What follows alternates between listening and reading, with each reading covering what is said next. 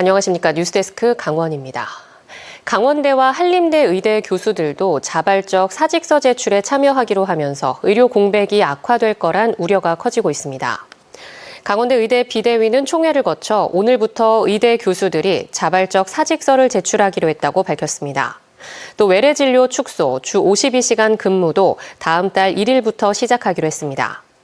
한림대 의대 교수협의회도 자발적 사직서 제출에 의견을 모았고 52시간 준법 진료도 이미 시작했습니다.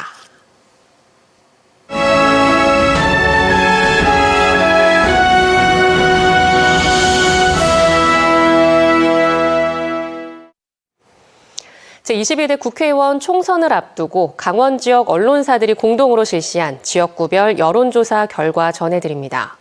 오늘은 먼저 여야 맞대결이 성사된 속초인제 고성 양양 선거구입니다. 국민의힘 이양수 후보가 더불어민주당 김도균 후보를 오차 범위 밖에서 우세한 것으로 나타났는데 부동층이 많은 것은 변수로 작용할 수 있습니다. 박은지 기자입니다. 여당 현역 의원과 야당 새 얼굴이 맞대결하는 속초 인제 고성 양양 선거구 유권자 500명에게 누구에게 투표할지 물었습니다. 더불어민주당 김도균 후보가 38%, 현역 국민의힘 이양수 후보는 47%의 지지를 받았습니다. 두 후보 간 격차는 9%포인트로 오차 범위 바뀌지만 아직 지지 후보를 결정하지 않은 부동층이 10%로 나타났습니다. 연령별로는 18세에서 29세와 40에서 49세에서 김도균 후보에 대한 지지가 더 높았고 60대와 70대 이상은 이양수 후보에게 굳건한 지지를 보였습니다. 반면 30대와 50대는 두 후보의 격차가 3%포인트, 7%포인트로 크지 않았습니다. 4개 시군 권역별 후보 지지도는 이양수 후보가 모두 앞섰습니다. 고성군에서 이양수 후보 54%, 김도균 후보 34%로 지지도 격차가 컸고 인제군에서 김도균 후보 38%, 이양수 후보 40%로 격차가 적었습니다. 지지 후보를 변경할 가능성이 있냐는 질문에는 86%가 계속 지지하겠다고 답했고 13%는 상황에 따라 바꿀 수 있다고 했습니다. 비례대표 투표 정당을 묻는 질문에는 국민의미래 41%, 조국혁신당 17%, 더불어민주연합 15%, 개혁신당 3%, 새로운미래 2%, 녹색정의당 1%였고 아직 결정하지 않았다는 응답은 15%였습니다. 정당 지지도는 국민의힘 46%, 더불어민주당 32%, 조국혁신당 6%, 개혁신당 3%, 녹색정의당과 새로운미래 각각 1%였고 지지정당 없다도 10%였습니다. 이번 여론조사는 강원권 MBC 3사와 KBS, G1, 강원일보, 강원도민일보 등이 K-스탯 리서치에 의뢰해 지난 3월 22일부터 24일까지 사흘간 무선 전화 면접조사 방식으로 실시했으며 95% 신뢰 수준에서 최대 허용 표집 오차는 플러스 마이너스 4.4%포인트입니다. 자세한 사항은 중앙선거 여론조사 심의위원회와 강원권 MBC 3사 홈페이지 등을 참조하면 됩니다. MBC 뉴스 박은지입니다. 이번에는 춘천 북부와 접경 지역이 합쳐진 춘천 철원 화천 양구 을 선거구입니다. 여기에서는 한기호 후보가 전성 후보를 18%포인트 격차로 앞서고 있습니다. 백승호 기자입니다. 3파전으로 확정된 춘천 철원 화천 양구 을 선거구. 누구에게 투표하겠냐고 물었더니 더불어민주당 전성 32%, 국민의힘 한기호 50%, 무소속 이호범 2%로 나타났습니다. 한기호 후보와 전성 후보의 격차는 18%포인트로 오차 범위 밖에서 한기호 후보가 우세했습니다. 아직 후보를 결정하지 않았다는 응답은 10%입니다. 지역별로 살펴보겠습니다. 춘천에서는 한기호 후보와 전성 후보의 격차가 7%포인트로 오차 범위 내였지만 나머지 화천과 양구, 철원에서는 한기호 후보가 전성 후보를 모두 앞섰습니다. 특히 한기호 후보의 고향인 철원에서는 두 후보의 격차가 35%포인트로 가장 컸습니다. 직업에 따라서는 화이트 칼라에서만 전성 후보가 한기호 후보를 앞섰을 뿐 나머지 농업과 자영업, 블루칼라와 가정주부, 학생에서는 한기호 후보가 전성 후보를 모두 앞섰습니다. 22대 총선 인식에서 정부와 여당의 힘을 실어줘야 한다가 54%, 야당의 힘을 실어줘야 한다가 39%로 춘천, 철원, 화천, 양구, 을 선거구에서는 야당 심판론에 공감하는 유권자들이 더 많았습니다. 비례대표를 뽑는 정당 투표에서 어느 정당에 투표하겠냐는 질문에는 더불어민주연합 19%, 국민의미래 39%, 조국혁신당 13% 순이었습니다. 녹색정의당과 개혁신당, 새로운미래는 5%를 넘지 못했고 아직 결정하지 않았다는 응답은 14%로 조사됐습니다.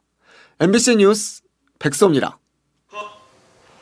이어서 원주시 을 선거구입니다. 이곳에서는 더불어민주당 송기현 후보와 국민의힘 김완섭 후보가 오차 범위 안에서 접전을 보이는 것으로 나타났습니다. 황구선 기자입니다. 원주시 을 후보 지지도는 오차 범위 안 접전입니다. 더불어민주당 송기현 47%, 국민의힘 김완섭 40%로 격차는 7%포인트였습니다. 아직 결정하지 않았다 9%, 투표할 후보가 없다는 응답은 3%로 부동층 표심에서 당락이 결정될 걸로 보입니다. 송기현 후보가 30% 넘게 적합도에서 우위를 보였던 지난해 말 여론조사와 비교해보면 부동층 비율이 크게 줄어들면서 김완섭 후보 쪽 약진이 두드러졌습니다. 적극 투표층에서는 송 후보 48%, 김 후보 44%로 두 후보 간 격차가 4%포인트로 더 줄어듭니다. 지지 후보 변경 가능성에 대해서는 계속 지지하겠다 88%, 상황에 따라 바꿀 수 있다 12%였습니다. 투표 의향과 관련해선 반드시 투표할 것이다 80%를 비롯한 응답자 96%가 투표하겠다고 답해 후보별 지지층이 결집하는 흐름이었습니다.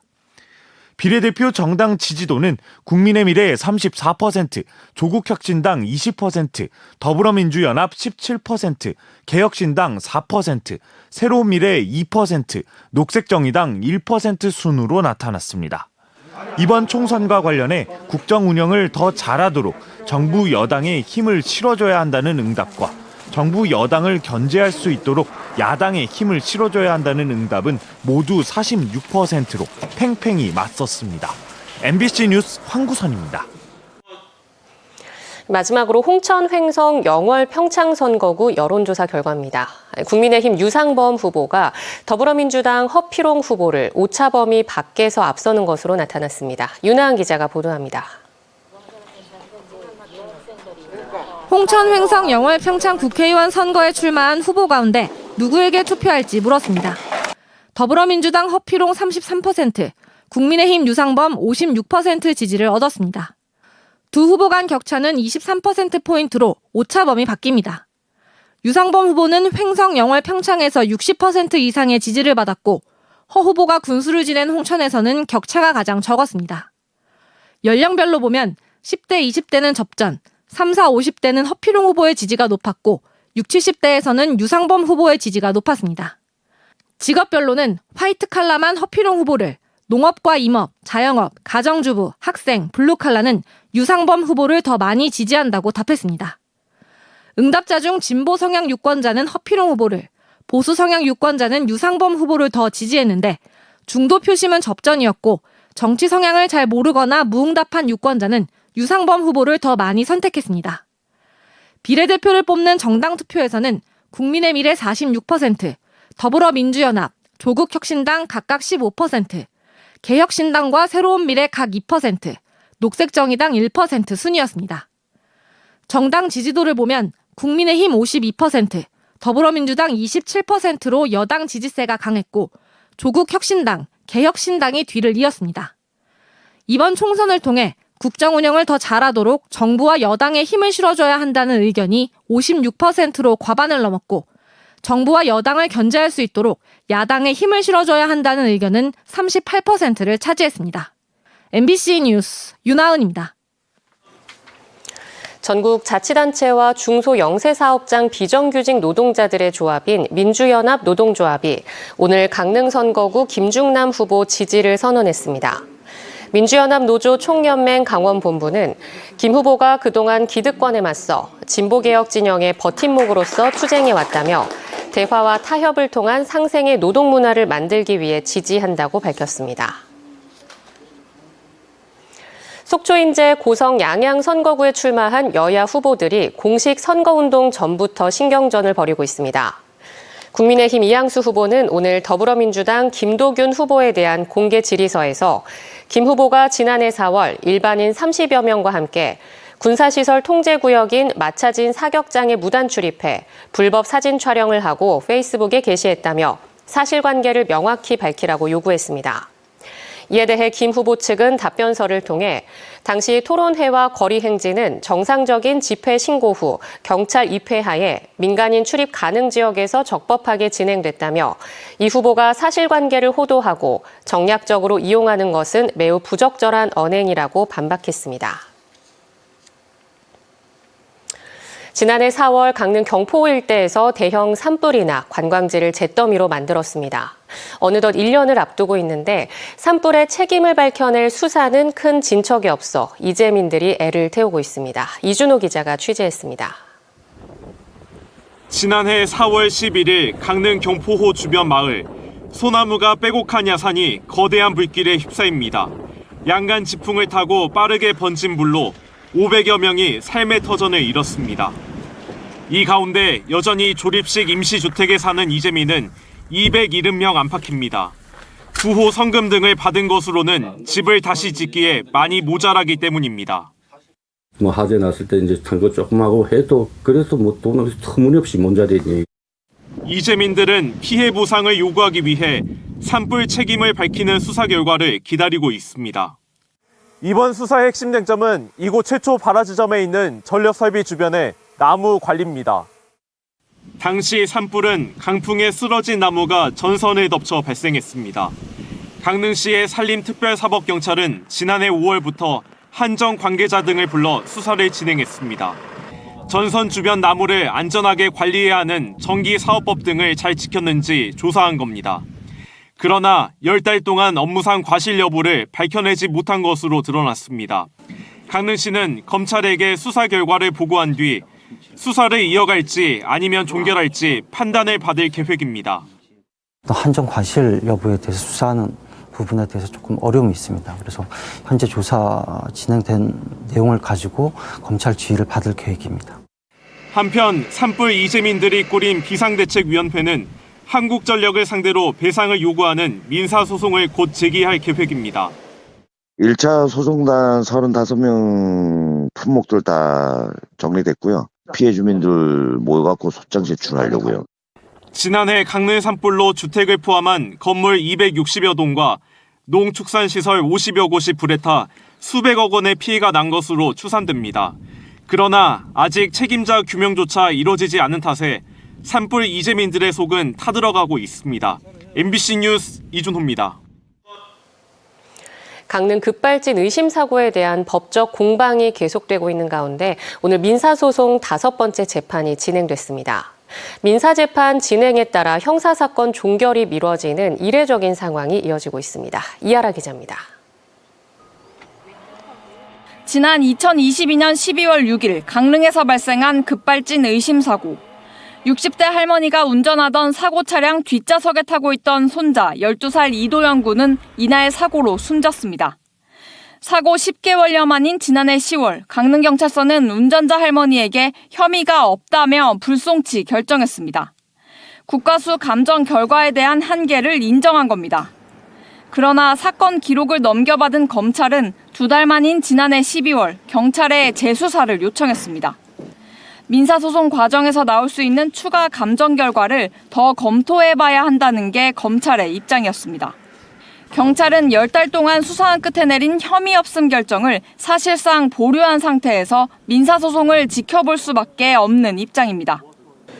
민사사건을 내용을 토대로 이제 형사사건을 검토하겠다라는 것이 검찰의 입장인 것 같은데, 사실 이 형사사건이 민사사건을 바라보면서 내용을 진행한다는 것 자체가 비상식적인 거고. 그리고 오늘 열린 5번째 민사재판. 차량 제조사 측인 피고는 원고 측이 브레이크를 밟았다는 것을 스스로 입증해야 한다라며 사고 영상을 보면 브레이크 등이 들어오지 않았다라고 현재 제조물체계법상 입증 책임이 소비자에게 있음을 강조했습니다. 유가족 측은 국가수 분석 결과를 뒤집기 위한 보완 감정을 신청했습니다. 저희가 구입해서 제공하고